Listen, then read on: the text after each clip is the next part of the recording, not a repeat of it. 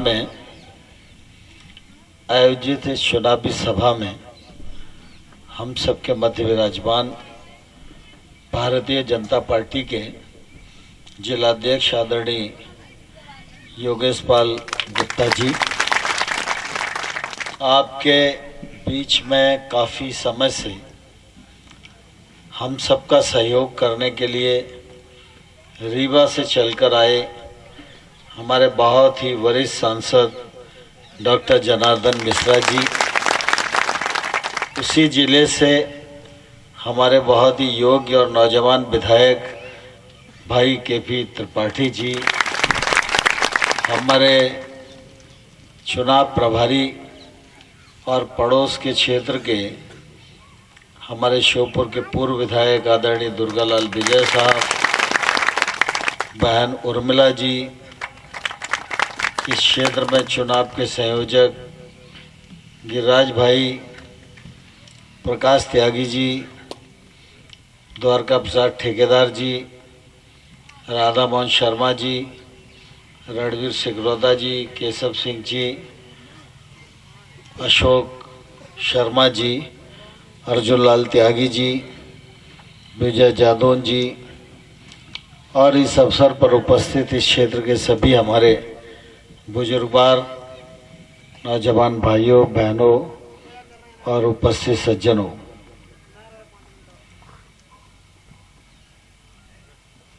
सूबेदार सिंह जी अभी अपनी बात आप सबके बीच में कह रहे थे, तो मैं आप सबकी तरफ से उनको यही आग्रह करना चाहता हूं कि अब कभी कदुआ उतरते देखना तो बस वाला नहीं रखे तो अपनी गाड़ी से कदुआ पहुंचवा देना।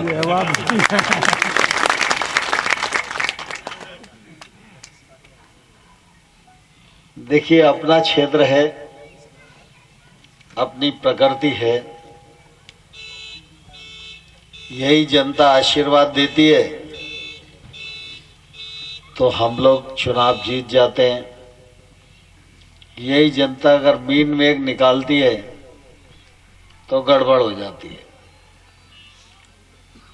एक बघेल गांव हमारे त्यागी समाज का ऐतिहासिक गांव है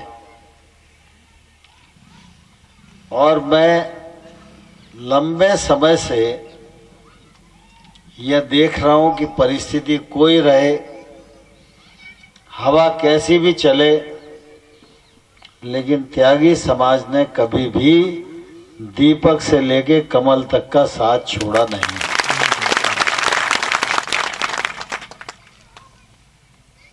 सूबेदार सिंह जी छोटे मोटे बहुत सारे चुनाव लड़ते रहे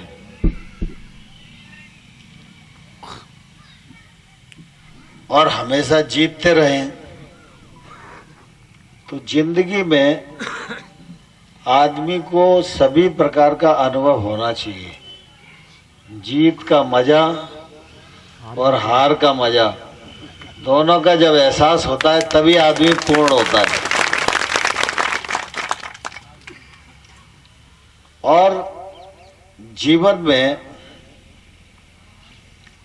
जीत एक बार मनुष्य को सिखाए अथवा न सिखाए, लेकिन पराजय मनुष्य को सीखने की और आगे बढ़ने की प्रेरणा जरूर देती है।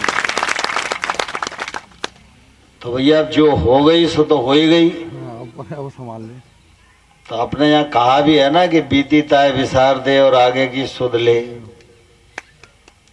पिछले बार जो कुछ हुआ,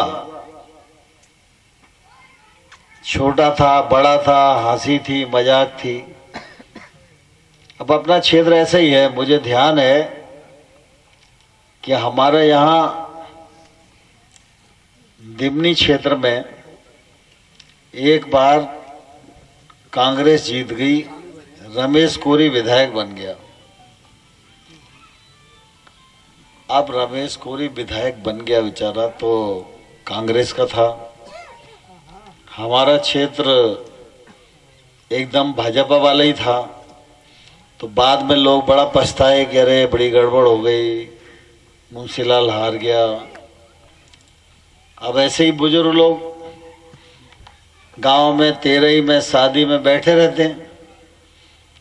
तो विधायक था तो विधायक की पत्नी का आंख का ऑपरेशन हुआ, तो आंख का अपना ऑपरेशन होता है तो चश्मा अपना परंपरागत गांव में जैसा लगता है वैसे ही बनता है। अब वो विधायक की पत्नी थी तो भोपाल में ऑपरेशन कराया होगा, तो चश्मा थोड़ा अच्छी क्वालिटी का बन गया। तो हमारे यहाँ जो है इसी को मुद्दा बना दिया, कोरी तो कोरी कुरियन चश्मा लगाए घूम रही है। बाद में रमेश कोरी की जमानत जब्त हो गई। अब कोई मुद्दा नहीं था, आंख का ऑपरेशन हुआ है तो चश्मा तो लगेगा ही।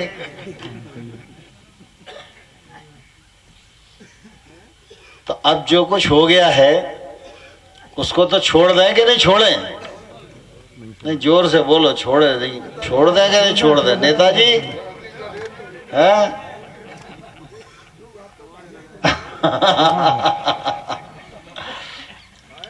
आप सब लोग ने मुझे भी हमेशा बहुत लाड़ प्यार और स्नेह दिया है, और आप सबकी ताकत, आप सबका विश्वास, इसी के कारण चंबल का झंडा दिल्ली में पूरी ताकत के साथ गड़ा हुआ है। आज का जो चुनाव है, यह चुनाव जौरा विधानसभा में तो हो रहा है, लेकिन ये चुनाव अकेले सूबेदार सिंह का चुनाव नहीं है। इस चुनाव से मध्य प्रदेश की दिशा भी बदलेगी और मध्य प्रदेश की दशा भी बदलेगी।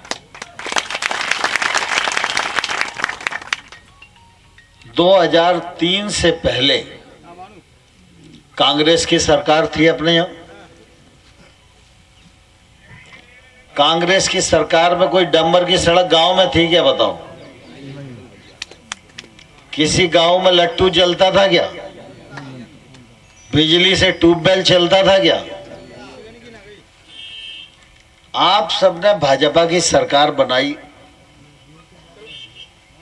2003 में मैं मंत्री बना तो ग्रामीण विकास और पंचायत मेरे पास था। मैं मुरैना, श्योपुर, ग्वालियर, भिंड इन जिलों का प्रभारी मंत्री भी था। चूंकि मैं पार्टी के काम से यहाँ आता रहता था तो मुझे ध्यान था कि मोटरसाइकिल भी ढंग से नहीं निकल पाती थी। तो 2003 में आज मेहरबान सिंह हमारे बीच में नहीं है, वो उस समय सबलगढ़ से विधायक थे। तो मेहरबान सिंह हमेशा कहा करते थे कि जब प्रदेश में समीक्षा होती है तो कहा जाता है कि सबसे ज्यादा सड़कें मुरैना जिले में बनी है, और जब मुरैना जिले में समीक्षा होती है तो सबसे ज्यादा सबलगढ़ विधानसभा क्षेत्र में सड़कें बनी है। ये डामरीकृत सड़क का सिलसिला उसी समय से शुरू हुआ। जब 2003 में हम सरकार में आए थे तो 2900 मेगावाट बिजली पैदा होती थी। तो गांव तो छोड़ो, मुरैना में भी बिजली का दर्शन नहीं होता था। ग्वालियर में भी कई बार ऑपरेशन थिएटर में ऑपरेशन होते में बिजली चली जाती थी तो मरीज मर जाता था। आज हम लोगों ने 18,000 मेगावाट बिजली मध्य प्रदेश का उत्पादन किया है। आज मध्य प्रदेश में भी पर्याप्त मात्रा में बिजली है, और आज हम बिजली बेचने वाले राज्य बन गए। इतनी बिजली भाजपा के शासन में पैदा करके दिखाई। जनार्दन जी हमारे पास बैठे हैं, त्रिपाठी जी बैठे हैं, इनके यहाँ सूरज से बिजली बनने वाला प्लांट बना है। वो एशिया का सबसे बड़ा प्लांट है जो रीवा जिले में बना। और पिछले बार जब सूबेदार सिंह को आप सबने विधायक बनाया तो कदुआ फदुआ बस में नहीं चढ़वा पाए होंगे, ये तो बात हो सकती है। लेकिन विकास में कोई कमी छोड़ी हो तो बताओ आप। ना छोड़ी है। चाहे सड़क हो, चाहे पुल हो, चाहे विद्युत सब स्टेशन हो, जे नहर पर सीमेंट कंक्रीट की ऐसी सड़क बन जाएगी, कभी सोचा था क्या? बताओ। 110 करोड़ रुपए की सड़क बनी है नहर पे, 110 करोड़ रुपए की। कांग्रेस के जमाने में 1 करोड़ रुपए की सड़क मुख्यमंत्री भी बनाने की हैसियत नहीं रखता था। गांव गांव में विकास का काम हुआ।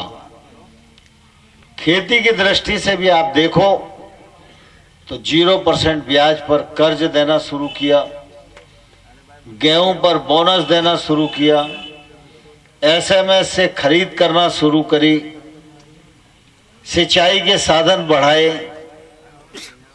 लोग भूल गए डीजल का भी पंप होता है। नहीं तो पहले घर घर में डीजल और इन्वर्टर ही चलते रहते थे। और लगातार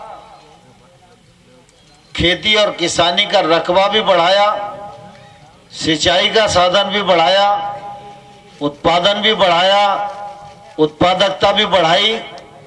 और आप सबने खूब परिश्रम किया तो मध्य प्रदेश खेती के मामले में पंजाब से भी आगे बढ़कर नंबर 1 का राज्य बन गया।